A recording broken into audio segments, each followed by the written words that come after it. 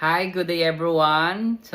My name is Warren Piñaranda, and today I will share my understanding of administrative office procedures and their importance in maintaining an effective and productive workplace. So bear with me, guys, because I am reading this.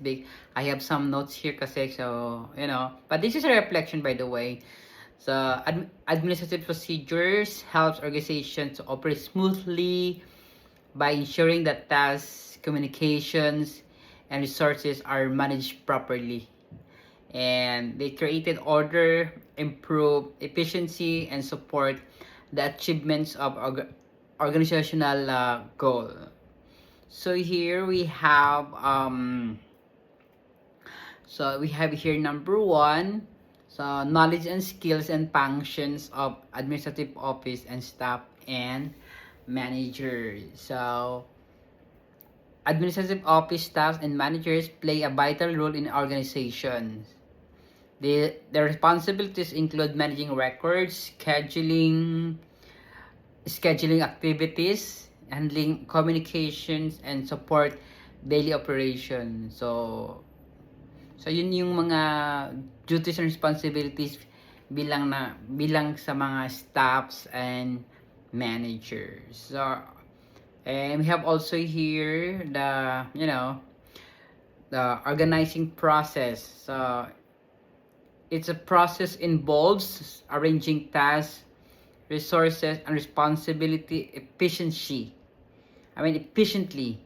So it helps employees to understand the rules and ensure that work is completed on time, proper productivity, and promotes teamwork in workplace. Meaning to say, so these peoples are, being, they're tasked to, to make efficient yung ginagawa nila, and then properly on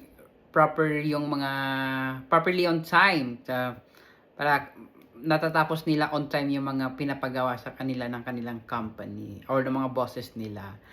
And then we have also here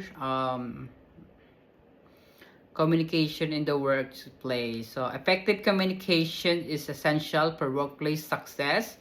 It allows employees and managers to share information, coordinate tasks, and solve problems. Clear communication prevents misunderstanding, strengthens teamwork, and helps organization achieve their objectives. So yeah, so examples here are, effective communication. You know how to relate to your bosses. Like for example, sabi ng boss mo ganitong gagawin mo na kailangan masusunod ito.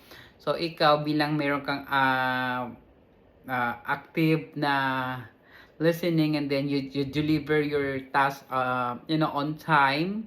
So yeah, this proper communication lang talaga sa between you and the employee, your manager, and then your bosses also. Kung may mga big boss pa kayo aside from your manager. So yun lang. So medyo focus tayo doon sa communication.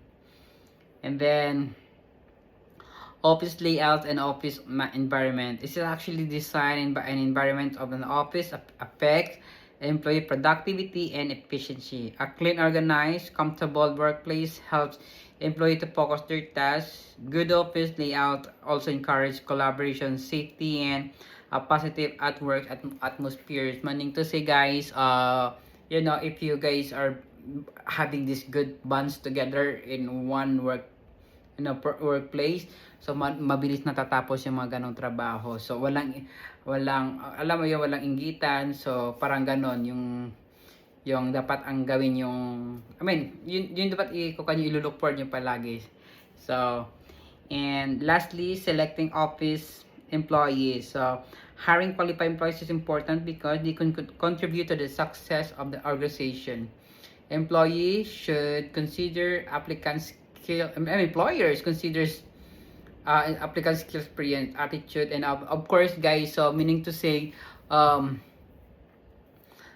course, pag nag-apply talaga ng trabaho, first and foremost talaga ang tinitingnan dito, aside from your background as background school, kung saan ka gumraduate, of course, your appearance din talaga. But Yeah, when I say appearance, hindi ito ha, of course, physically appearance talaga siya. In other words, another one is yung kan mo how you know, sell yourself to the company. So kailangan you're responsible, and then if you're fresh graduate, of course, meron namang OJT, so meron kang knowledge kung ano yung trabaho na pinapasok mo. So overall guys, so yun ang ating reflection. So when it comes to